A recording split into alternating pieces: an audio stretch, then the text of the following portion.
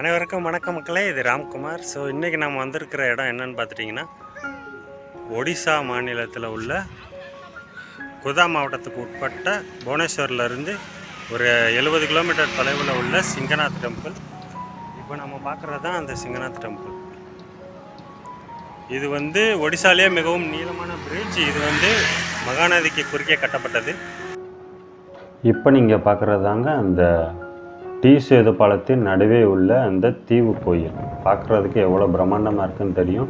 கிட்டத்தட்ட 3.4 கிலோமீட்டர் நீளமுள்ள பாலத்தின் நடுவே கட்டப்பட்ட டீ பிரிட்ஜ் மூலமாக இணைக்கப்பட்ட அந்த தீவு கோயில். ஸோ நாம் போகிற பாதை நம்ம இப்போ ஸ்டார்ட் பண்ணியிருக்கிறது புவனேஸ்வர் அருகில் உள்ள குர்தா ரயில்வே ஸ்டேஷன்லேருந்து ஆரம்பிச்சிருக்கோம். அங்கேருந்து கிட்டத்தட்ட ஒரு 50 கிலோமீட்டர் தூரத்தில் இந்த பாலம் அமைந்திருக்கு.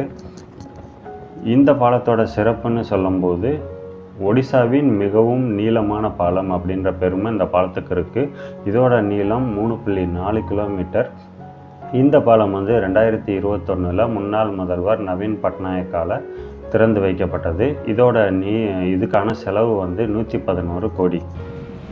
இப்போ நம்ம பார்க்குறது தான் அந்த சிங்கநாதர் ஆலயம் தீவு கோயில். நீங்கள் உங்களால் பார்க்க முடியும், அந்த டி ஷேப்பில் ஒரு பாலம் கனெக்ட் பண்ணியிருக்கோம். இப்போ நம்ம நிற்கிற பாலத்து மேலே. இந்த பாலத்துக்கு இன்னொரு பேர் இருக்குது, டி சேது. இது எப்படி நம்ம ராமேஸ்வரத்தில் உள்ள ராமர் பாலம் சொல்கிறோமோ அதே மாதிரி இந்த பாலத்துக்கு வைத்திருக்கிற பேர் டி வடிவில் இருக்கிறதுனால டி சேது பாலம் அப்படின்னு இதை உள்ளூர் மக்களால் அழைக்கப்படுது. வாங்க நாம் இப்போ அந்த கோயிலுக்குள்ள போகலாம்.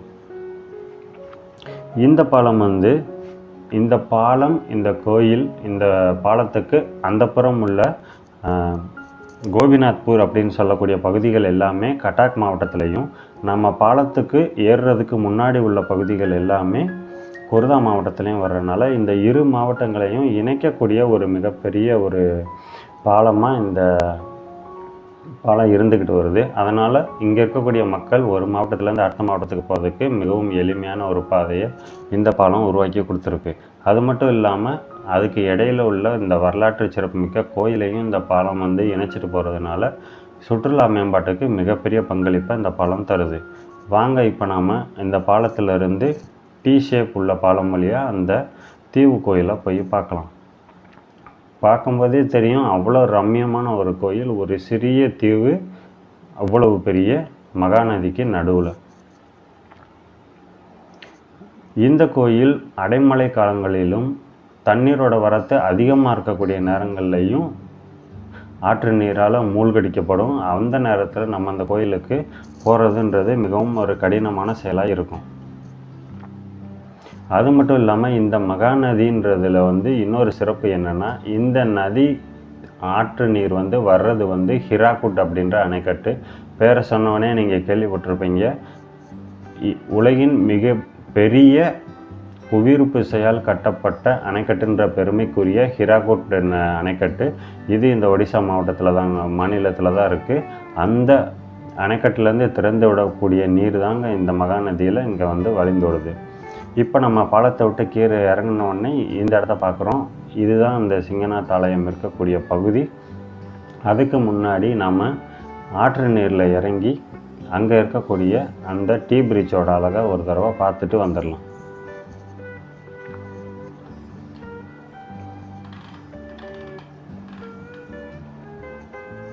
பார்க்குறதுக்கே அவ்வளோ ரம்மியமாக இருக்கும். அதுவும் தண்ணீர் வரத்து அதிகமாக இருக்கும்போது பார்த்துக்கிட்டே இருக்கலாம் போல் இருக்கும். அவ்வளோ பெரிய நீளமான அழகான பாலம் அமைதியான இந்த நதிக்கரையில். வாங்க இப்போ நம்ம முன்னால் இருக்கக்கூடிய மிகச்சிறிய அம்மன் கோயிலை பார்க்கலாம். அந்த தரிசனத்தை முடிச்சுட்டு நாம் பார்க்க சிங்கநாதர் ஆலயத்தை பார்க்கலாம். அதுக்கு முன்னாடி உங்களோட பார்வைக்கு அந்த சத்தம், கோயிலை சுற்றி உள்ள அந்த வௌவால்களின் சத்தம் உங்களுக்காக.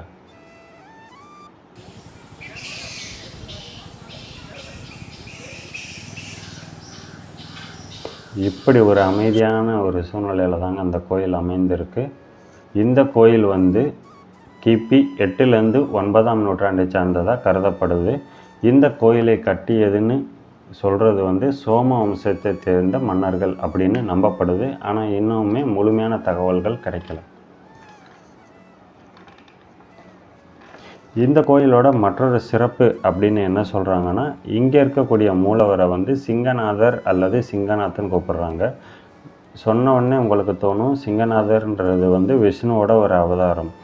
அந்த விஷ்ணுவோட ஒரு அவதாரத்தின் பெயரால் இங்கே உள்ள மூலவரான சிவலிங்கம் வந்து வழிபடப்படுறதுனால இந்த கோயில் வந்து சைவ வைணவத்தை இணைக்கக்கூடிய ஒரு தலமாக இருக்குது. இதை நம்ம முன்னாடியே பார்த்துருப்போம். நம்ம பரசுராமேஸ்வரர் டெம்பிளில் அங்கேயுமே சிவலிங்கம் வந்து அங்குள்ள மூலவர் வந்து பரசுராமேஸ்வரர் அப்படின்னு அழைக்கப்படுவார். இங்கே உள்ள மூலவர் வந்து சிங்கநாதர் அப்படின்னு அழைக்கப்படுறாரு. இங்கே உள்ள சிற்ப வேலைப்பாடுகள் ரொம்பவுமே அபரிவிதமாக இருக்கும். தூரத்துலேருந்து பார்க்கும்போது அந்த கோபுரங்கள் எல்லாமே நார்மலாக இருக்கிற மாதிரி தெரியும், சிற்ப வேலைப்பாடுகள் கம்மியாக இருக்க மாதிரி. ஆனால் நம்ம பக்கத்தில் போய் பார்க்கும்போது தான் அதில் உள்ள சிற்ப வேலைப்பாடுகளின் அவ்வளவு அருமை புரியும். வாங்க இப்போ நம்ம மூலவரை தரிசிச்சுட்டு வரலாம். இதாங்க மெயினான டெம்பிள். நந்தி சிலைக்கு நேர் எதிரில் உள்ளே இருக்கக்கூடிய மூலவரை இப்போ நம்ம தரிசிக்கலாம். வாங்க.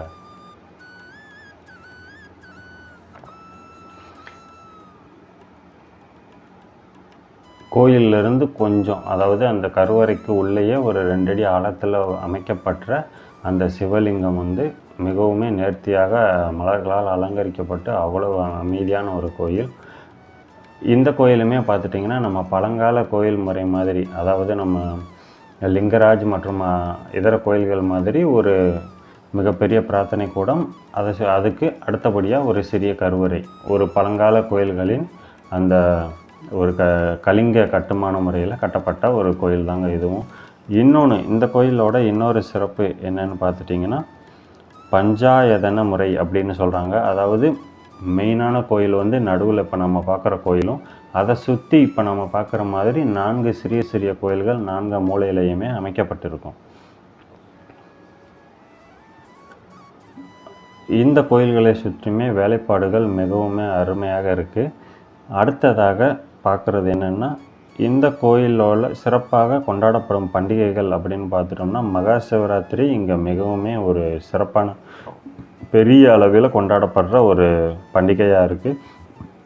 அதை தவிர்த்துட்டு மகர சங்கராந்தி, தசரா, கார்த்திகை பூர்ணிமா, அதாவது கார்த்திக் பூர்ணிமான்னு சொல்லுவாங்க, இது முருகனுக்காக கொண்டாடப்படக்கூடிய ஒரு பண்டிகை, அதுவுமே இங்கே மிக சிறப்பாக கொண்டாடப்படுது. அதுக்கப்புறமா இந்த கோயிலில் வந்து திருமண வைபவங்களுமே நடக்குது அப்பப்போ. அது மட்டும் இல்லாமல் குழந்தைகளை முதல்ல பள்ளிக்கு அனுப்பக்கூடிய பெற்றோர்கள் இங்கே வந்து குழந்தைகளை எழுத வைத்து ஒரு பூஜை செய்து அதுக்கப்புறமா பள்ளியில் சேர்க்குற ஒரு பழக்கமுமே இருந்துட்டு வருது.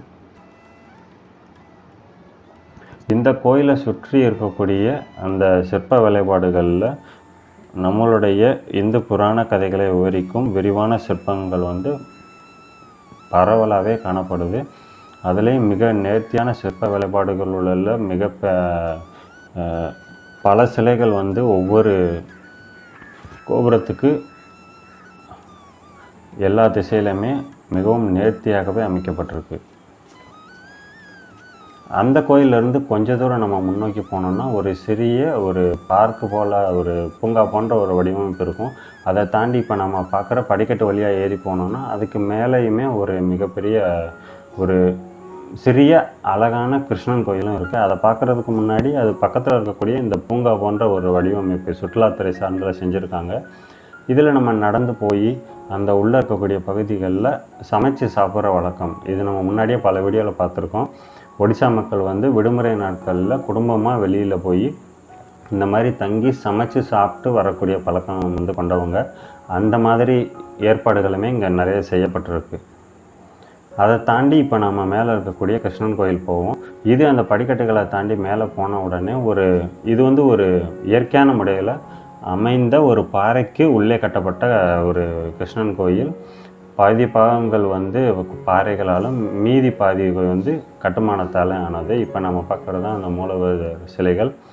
மிகவும் அமைதியாக அதே நேரத்தில் ஒரு ரம்யமான ஒரு வடிவமைப்போடு கட்டப்பட்டிருக்கக்கூடிய அந்த கோயில்.